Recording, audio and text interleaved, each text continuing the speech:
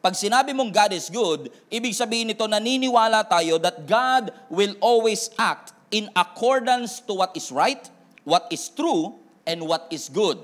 Kapag sinabi mong God is good, naniniwala ka na ang Diyos natin, anuman ang kanyang gawin, anuman ang kanyang sabihin, it will always act in accordance to what is right, what is true, and what is good. Ibig sabihin, kung part ng nature ng Panginoon ang pagiging mabuti, alam natin that God has no evil in Him. Walang evil, walang darkness sa katauhan ng ating Panginoon. Ibig sabihin, kung walang evil sa parte ng nature ng Panginoon, ibig sabihin, lahat ng intensyon ng Diyos mabuti.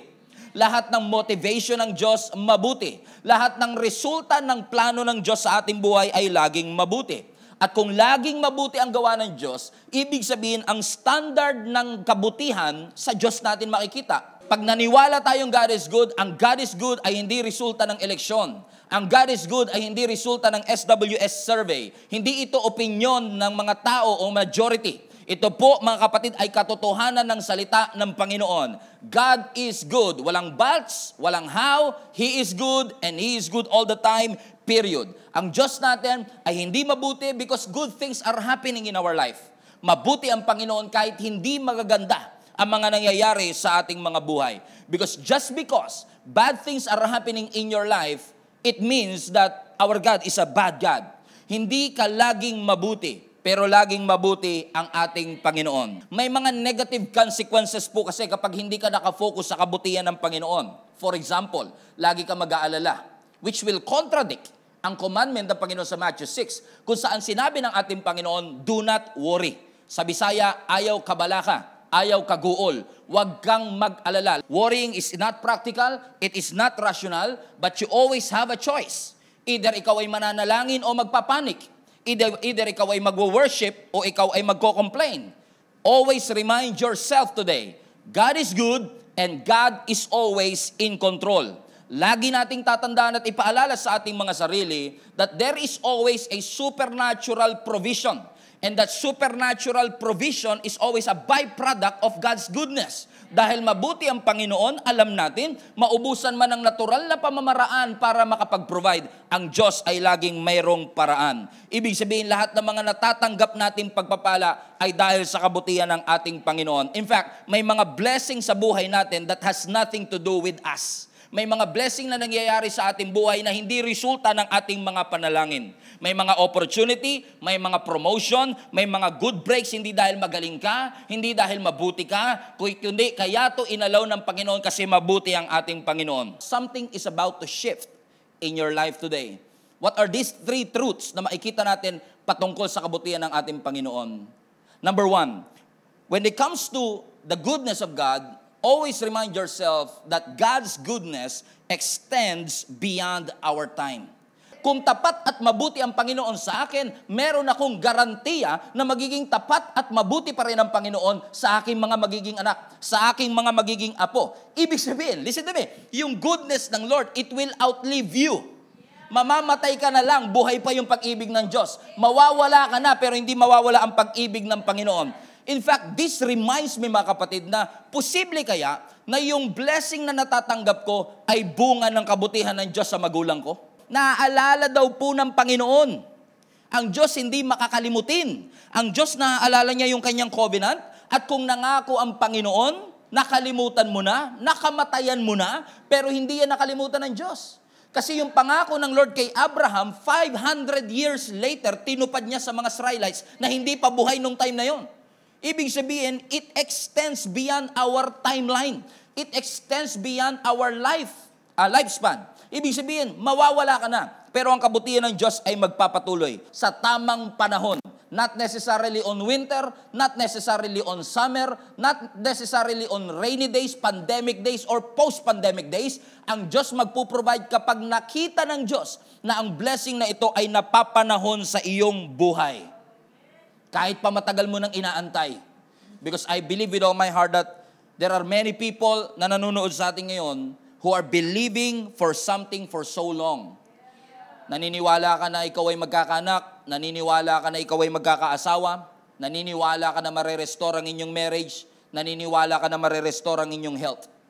But I'm here to remind each and every one of you, ang Diyos tutupad sa kanyang pangako dahil siya'y mabuti. Maayo ang ating Ginoo. Ang Diyos natin ay mabuti. And He is good all the time.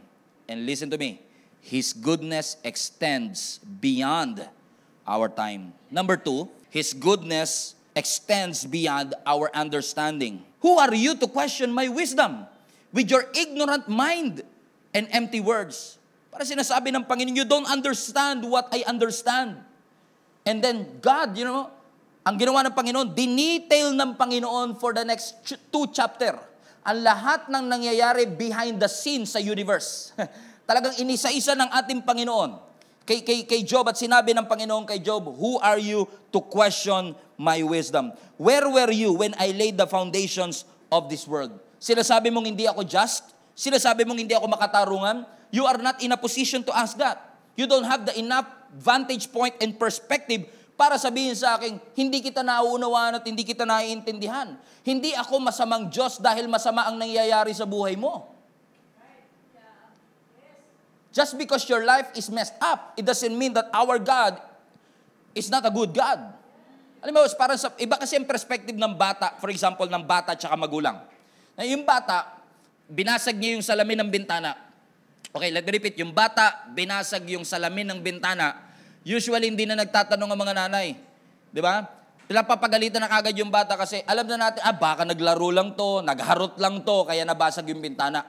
Pero kapag yung nanay ang nakabasag ng bintana, baliktarin natin. Di ba? Hindi mo pwedeng mag-question ng anak, ba't mo binasag nanay? Kasi alam natin na posibleng may dahilan yung nanay. Nakakita pala kasi ng apoy yung nanay sa loob at kailangan niyang basagin yung bintana para makalabas silang lahat. So it turns out na yung pagbasag, nakapagligtas pa ng buhay. Hindi maunawaan ng bata, pero may perspective yung nanay na hindi nauunawaan ng bata. Ganyan-ganyan ang sinasabi ng Panginoon. Hindi porket may basag, may sira, may broken sa buhay natin, laging masama na ang Panginoon. Meron siyang nakikita na hindi mo nakikita in the future. Ano mang nangyayari sa iyo is not because inabandona ka ng Diyos. Yun ang sinasabi ng Lord. Ang sinasabi ng Lord kay Job, hindi porket nakakaranas ka ng hirap, ay iniwang ka na ng Panginoon. So kapag kino-question mo yung knowledge ng Diyos, kapag kino-question mo yung ability ng Diyos, kaya mo na-question kasi limited ang iyong vantage point at yung perspective mo. Hindi mo nakikita yung nakikita ng Diyos. Kumbaga, you don't have enough brain capacity to understand the depth of His goodness. Sabi ng Lord, sige nga, patakbuhin mo ang universe at yung gusto mong gawin, yung dinedemand mo, yun ang implement mo. Marirealize mo, itong mundong ito hindi nakadesign na porket righteous ka, ay hindi ka makakaranas ng suffering. Kahit righteous, makakaranas ng suffering. Yun ang sinasabi ng Panginoon sa kanya. Pero hindi porket nakakaranas ka ng suffering, ay hindi na mabuti ang ating Panginoon. Ang hinihingi lang ng Diyos sa kanya, tiwala, hindi understanding. Hindi mo kailangan intindihin.